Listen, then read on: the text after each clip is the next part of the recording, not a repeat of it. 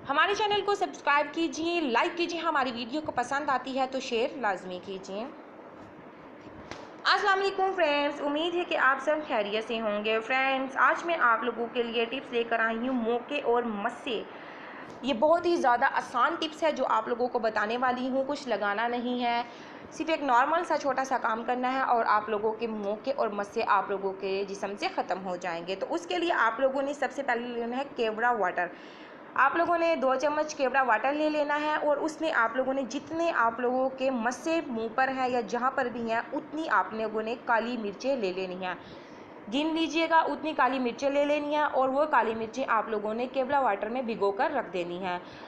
तो रात को भिगो कर रख देनी है और सुबह आप लोगों ने क्या करना है कि मखमल का कपड़ा ले लेना है आप लोगों ने और वो काली मिर्चें उसके अंदर लपेट लेनी है। गिरा लगाकर आप लोगों ने वो रास्ता जिसके 4 हिस्से निकलते हों, उस रास्ते पर जिसमें से 4 गलियां या 4 रास्ते निकलते हों, उसके दरमियान में आप लोगों ने ये डाल आना है।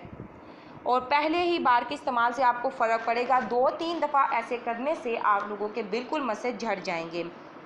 ये बहुत ज़्यादा ही ज़बरदस्त इंफॉर्मेशन है, तो ज़रूर आप लोग ये ट्राई कीजिए और परेशान ना होइए। और याद रहे कि आप लोगों ने ये किसी दिन भी नहीं करना, सिर्फ हफ्ते के दिन आप लोगों ने ये काम करना है।